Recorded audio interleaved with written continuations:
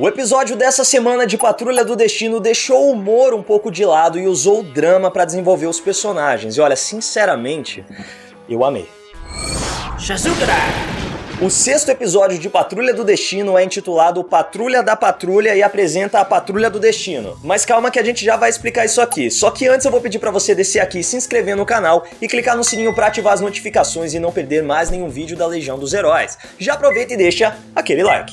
Desde o primeiro episódio a gente tem visto uma loucura constante em Patrulha do Destino. A gente já viu um universo inteiro dentro de um burro, a gente já viu dois olhos se encarando no céu e uma dimensão alternativa dentro de um globo de neve. Então é por isso que eu acho que esse episódio dá uma desacelerada nessas loucuras e a gente tem um pouco mais de drama pra desenvolver os personagens. Mas é claro, ainda se trata de Patrulha do Destino, então a gente ainda tem uma dose muito grande de loucura pra equilibrar tudo isso. De qualquer forma, uma das coisas que eu mais gostei nesse episódio foi a evolução absurda que todos os personagens tiveram. Todos eles mesmo. É claro que a gente tem personagens que são o cerne dessa trama e que evoluem muito mais do que os outros, enquanto a gente sente que outros estão ali, dando passos de formiga, caminhando pra algum lugar que a gente ainda não sabe onde é, mas cada um dos personagens teve o seu momento pra se desenvolver nesse episódio. E quando eu digo cada um, é cada um mesmo. Até mesmo os personagens secundários, como Silas Stone, que é só o pai do Cyborg, também teve uma pequena evolução nesse episódio. Aliás, o começo do episódio, quando os grupos são separados, já foi uma coisa que eu gostei bastante. Eu comentei isso nas análises anteriores, que eu tava vendo muito da divisão do grupo parecendo Scooby-Doo. Era sempre o Homem-Robô e a Jenny que iam pra algum lugar, enquanto o resto do grupo ficava isolado e a gente tinha desenvolvimentos à parte. E agora foi o contrário, foi o Homem-Robô e o Cyborg que ficaram juntos e que deram essa dinâmica muito legal que a gente já queria ver há muito tempo, porque Homem-Robô e Cyborg são muito divertidos em cena. Eles têm um antagonismo muito legal, é o lado moderno com um robô mais antigo, que até mesmo é citado nesse episódio, essa antiguidade proposital que a gente tem no Cliff, né? Foi uma escolha do chefe que até mesmo o próprio Silas questiona, e a gente tem um pouco mais desse desenvolvimento entre os personagens. Tanto entre Homem-Robô e Cyborg, que não se gostam, mas são obrigados a trabalhar junto, tanto quanto o Cyborg e o pai dele, desde o segundo episódio, quando o Cyborg teve aquela visão modificada pelo Senhor Ninguém, quando ele viu: peraí, será que meu pai tá sendo realmente honesto comigo? Ou será que ele implantou essas memórias e tudo que eu acredito que eu sou, na verdade, são memórias, são coisas que meu pai quer que eu seja e eu tô simplesmente seguindo uma programação? Então, desde aquele momento, ele começou a ficar com isso na cabeça e não quis mais confiar no pai dele. Justamente por isso a gente teve um final do episódio anterior tão chocante pro Cyborg e que até mesmo eu tava conversando com o Ishi, que a gente assistiu juntos, e ele falou: mas Peraí, o que tá acontecendo que vai ser o fim do mundo se apertar esse botão na nuca do cara? Então a gente vê que ele realmente prefere não ter mais nenhum contato com o pai, mas é obrigado, já que o Homem-Robô foi lá e apertou o botão de SOS na nuca do Cyborg. E a gente tem até um desenvolvimento que a gente não tinha visto anteriormente, que é o do Homem-Robô com o Silas, porque os dois são pais ferrados, né? A gente teve o Cliff, que perdeu a filha logo de cara, ela não sabe da existência dele, então ele foi um pai ausente até mesmo enquanto tava vivo pra ela, né? Ele era um pai ausente pra ela, e o Silas, que também não é um bom pai, mas que tem a chance de mudar isso. E é isso que o Homem-Robô deixa marcado pra ele. Ele fala: cara, eu sei o que é quase perder um filho. Eu sei o que é e eu me arrependo muito de não ter sido um bom pai. Você tem a chance de mudar isso agora. Então essa evolução foi muito legal, esse triângulo que ficou na mansão foi muito interessante de ver sendo desenvolvido, e a gente viu que gerou um pouco mais de empatia entre os personagens. Principalmente o Cyborg, cara. Pra mim o Cyborg nos últimos episódios estava meio garoto mimado, chorão demais. Nos primeiros episódios ele foi apresentado como: pô, esse é o Cyborg, ele sabe que ele quer ser um herói, ele sabe que ele quer se unir à Liga da Justiça. E ele foi perdendo um pouco disso conforme os episódios foram passando. Eu entendo que isso é até proposital, porque a gente viu que ele ficou realmente abalado quando ele ficou: pera, será que eu quero ser um herói? Então eu entendo essa instabilidade do personagem, mas eu senti que agora ele ficou muito mais simpatético. Ficou mais fácil gostar do Cyborg depois dessa relação que ele teve com o pai e com o Homem-Robô na Patrulha da Patrulha. Ao mesmo tempo em que ele ajudou o Homem-Robô a espionar a filha dele de certa maneira no Facehole, que nome maravilhoso também, né, pra fazer uma paródia ali com o Facebook. Mas a gente vê que o Cliff não fica nada feliz com o que ele descobre, já que a filha dele acredita que o Bump, aquele cara lá do primeiro episódio, que a mulher dele tava pegando, é quem criou a filha dele. Mas e aí, a garota simplesmente esqueceu daqueles momentos que ele teve com o Cliff, ou é aquela história de pai é quem cria, e ela, pô, agora que o Bump me criou, eu vou amar ele, ele vai ser realmente meu pai. Mas na cabeça do Homem-Robô, tá tudo errado, meu irmão. Então eu realmente quero ver onde isso vai parar. Gostei muito desse núcleo que ficou na mansão. Gostei muito também do fato do Cyborg, por mais que ele deu o abraço ali no pai, mostrando, ó, beleza, vamos recomeçar do zero, que bom que você tá confiando em mim, por mais que não tivesse. Deixa eu te abraçar e mostrar que eu tô confiando em você, por mais que não esteja. Então ele levou aquele pendrive que o pai dele usou pra fazer o reboot no Cyborg. Então ele quer saber o que o pai dele mexeu na cabeça dele enquanto ele estava desacordado, e é o que a gente também vai ver acontecendo nos próximos episódios. Muito legal o que aconteceu nesse núcleo, mas a história aconteceu de verdade no outro lado do episódio. E é outra coisa muito bacana, porque logo de começo a Crazy Jane fica pensando, mas peraí, o que é essa patrulha do destino que o senhor ninguém quer que eu vá atrás? Então a gente descobre que a patrulha do destino é um grupo que deixou de existir no final dos anos 50 e a Rita inclusive teve um caso com um dos membros. Antes mesmo da gente conseguir digerir essa informação, a Jane já falou, beleza, a gente tem que resolver essa situação aí, vambora. E incorporou a Fleet e eles foram pro que parecia ser o passado. Isso é outra coisa que eu adoro em Patrulha do Destino. Quando as coisas têm que ser solucionadas, eles não param pra bolar um plano, eles não falam, peraí, vamos pensar como super-heróis e vamos agir e vamos fazer isso aqui. Não, eles simplesmente falam, velho, vamos resolver isso logo, a gente tem que encontrar o chefe, a gente tem que fazer nossas coisas, então simplesmente vamos. E aí o que aconteceu, o que parece que aconteceu ali no começo, é que eles vão pro exato momento em que aquela foto foi tirada, aquela foto da Patrulha do Destino que eles veem no computador, parece que a Crazy Jane teleportou eles pra lá. Só que quando a gente chega lá, a gente vê que o Josh, que parece ser o responsável por aquela instalação, ele age como se ele estivesse no presente. Ele fala com as pessoas como se as coisas tivessem acontecido no passado. E tem um monte de flashback da Rita mostrando os anos 50 em que as coisas estavam acontecendo e a gente fica, pera, what the fuck? O que tá acontecendo aqui? E é aí que a gente descobre que tudo que tá acontecendo ali naquela casa, a presença dos alunos, a própria aparência dos personagens, são alucinações criadas pelo Steve Dayton.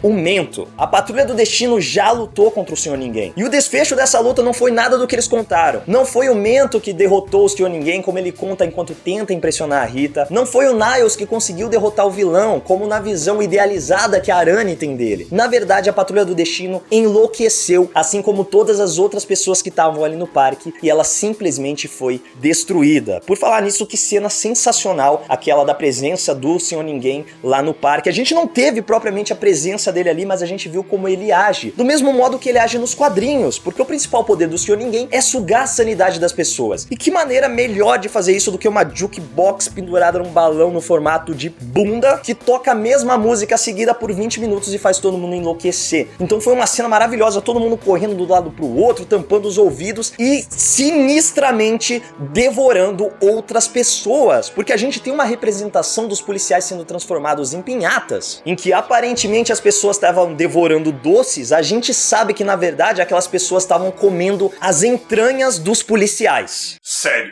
What the fuck?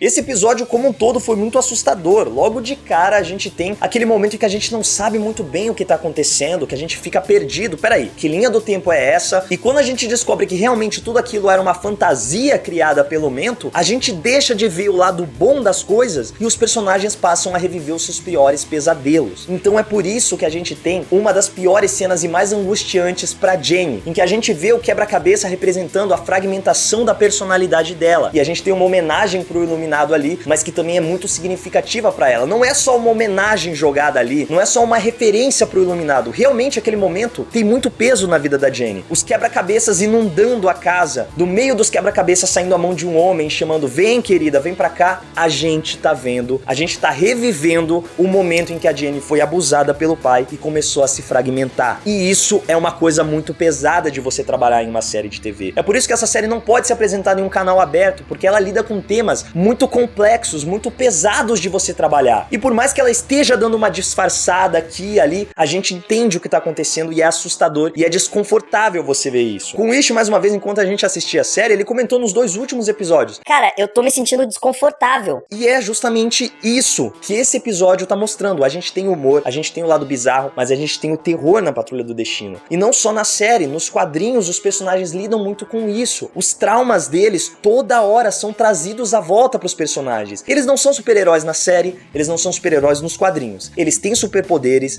eles são um bando de ferrados e eles sabem, a gente tem a responsabilidade de salvar o mundo, mas a gente mal consegue se salvar. E essa é uma mensagem muito poderosa que eles passam o tempo todo e que mais uma vez esse episódio trouxe à tona. Então a gente vê a Arani perdendo o Niles, a própria Rita que vê a Mary Beth, que a gente ainda não sabe quem é e que eu espero ter uma resposta nos próximos episódios. Todos os personagens desmoronando, e se não fosse o espírito negativo do Larry, que mais uma vez salvou eles, né, ao melhor estilo Deus Ex Machina que o próprio Senhor Ninguém já brincou na série, eles seriam derrotados ali mesmo. Então a gente mais uma vez coloca a sobrevivência da equipe nas mãos do espírito negativo e da Rita, porque o espírito negativo impediu que o Mento continuasse, né, com as ilusões, continuasse com os pesadelos, mas foi a Rita que conseguiu trazer os personagens de volta, porque a gente viu que a partir daquele momento, eles voltaram para suas vidas como elas realmente são. Então os personagens estavam se torturando, estavam angustiados, estavam presos ali, e vem aquele momento de, ok, eles estão errados, o Mento tá muito errado, mas a gente precisa dar essa ilusão para essas pessoas. Eles são um bando de velho que ficou maluco depois de lutar contra o Senhor Ninguém. Então aquela cena no final, ela é muito poderosa, porque a gente vê os personagens na ilusão, jovens, usando uniforme, posando pra câmera e falando, a gente precisa mostrar pro mundo que a Patrulha do Destino ainda existe, vamos mostrar aqui como nós somos. E quando a gente vê o que é na realidade, é um bando de velho num porão tomando remédio. É uma cena muito poderosa, mas ao mesmo tempo a Rita puxa essa responsabilidade de, vamos dar isso pra eles. Cada vez mais ela tá numa jornada do herói muito crescente, de ser uma personagem quase irritante no começo e que vai ficando cada vez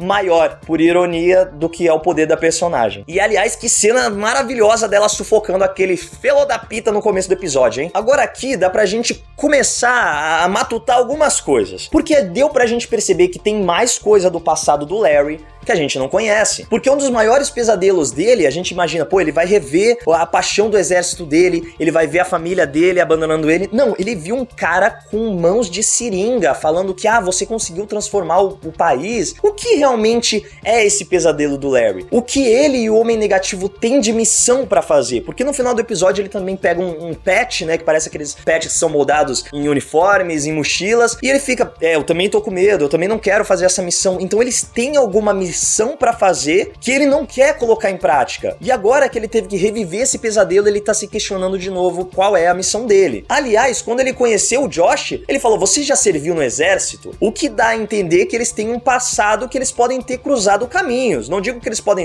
eles são amigos, eles tiveram algum relacionamento, mas em algum momento pode ter passado pelo radar ali um do outro, que eles já se encontraram em algum momento. Além disso, o Josh também tem alguns segredos estranhos, porque o maior pesadelo dele, quando a gente viu naquela alucinação, foi rever o Niles na cadeira de rodas, e o Niles falou pra ele, você sabe o verdadeiro propósito disso, tá na hora da gente fazer o que a gente tem que fazer. E ele diz, não, eu não vou usar os meus poderes novamente. Ele até fala, né, os meus poderes são muito interessantes pra ser utilizado aqui, pra ajudar a manter a ordem na casa. Só que nos quadrinhos os poderes do Josh, que também é chamado de Tempest, é simplesmente voar e emitir rajada de energia. Porque isso é um poder que interessaria o Niles, ou é um poder interessante pra usar nessa situação? Eu acho que realmente eles mudaram a história desse personagem pra série de TV, e ele tá escondendo algum segredo a mais ali. Mas independentemente disso, foi incrível ver a homenagem para esses personagens clássicos da Patrulha do Destino. E os poderes estão exatamente iguais aos dos quadrinhos. A Celsius utilizando o termocinésio, ou seja, rajadas de calor e rajadas de frio. A própria Rhea, que consegue manipular o magnetismo, e a gente vê ela ali equilibrando as facas, né, fazendo elas flutuarem, facas, tesouras, martelo. E é claro, o Mento, que tá com um uniforme igual ao dos quadrinhos. Eu acho que a gente não vai mais ver o uniforme da Patrulha do Destino na série, até porque esses personagens que a gente tem hoje dificilmente vão usar algum uniforme, mas foi muito legal ver isso sendo representado na série em algum momento. Inclusive aquela sala dos troféus, onde o Mento vai lá pra se mostrar pra Rita, tá cheia de referências, com uma logo na cara que é o elmo do Ultimax, que a gente conhece mais como Cérebro. Ele inclusive foi apresentado na animação Justiça Jovem, um dos episódios que também tá bem fiel aos quadrinhos,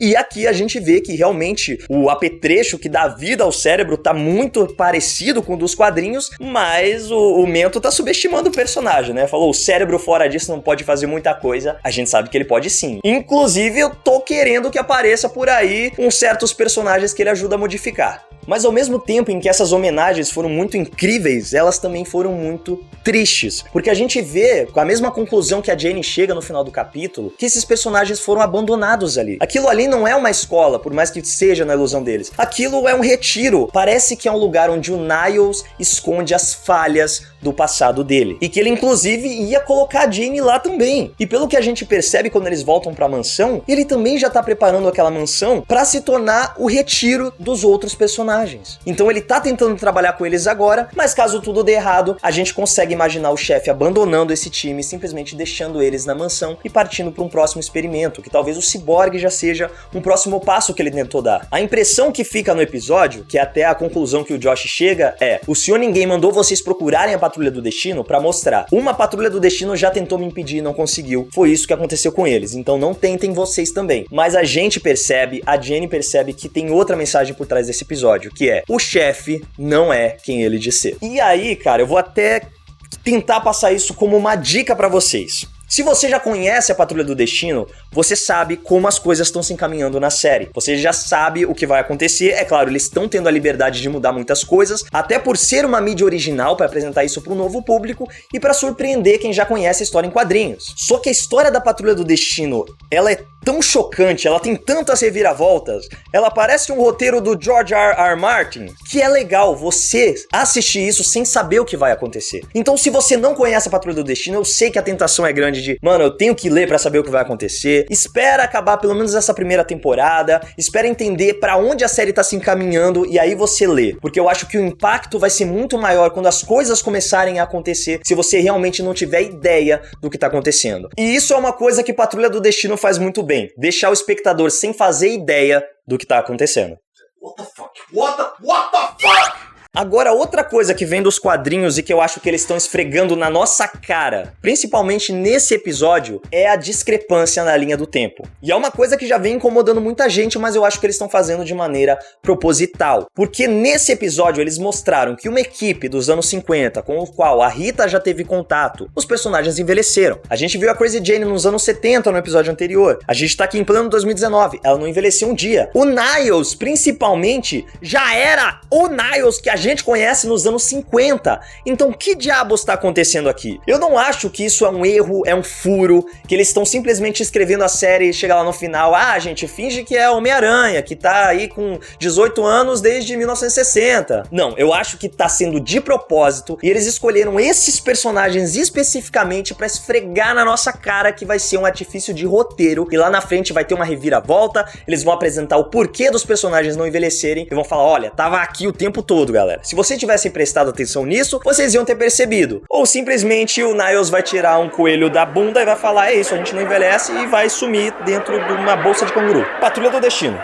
E eu não sei vocês, mas cada vez eu tenho mais a sensação de que o chefe tá diretamente envolvido na criação do Senhor Ninguém. E agora o que leva a crer é que talvez o Senhor Ninguém possa ter sido um primeiro contato do chefe com formar uma equipe de super-heróis. Ele pode ter feito parte de uma primeira Patrulha do Destino, talvez ainda mais antiga do que aquela. Então a gente já sabe que o Senhor Ninguém tem uma birra pessoal com o chefe, e é talvez isso que não coloque ele no radar da Liga da Justiça, como o Cyborg fala. Porque a gente vê que o Senhor Ninguém tem um poder imenso, mas ele é maluco. Ele simplesmente é maluco, então talvez seja justamente por isso que a Liga da Justiça não volte os olhos pra ele, porque ele é um cara maluco que quer torturar o chefe. E é isso. E quem a gente achou que não ia aparecer, teve uma participação sensacional, foi ninguém menos que o Homem Animal Vegetal Mineral. Que cena foi aquela, né, cara? Simplesmente o maluco foi preso porque a cabeça de dinossauro resolveu não concordar ali com as atitudes dele e resolveu mastigar o cara no meio do assalto. Patrulha do Destino, senhoras e senhores. Eu achei mais um episódio incrível e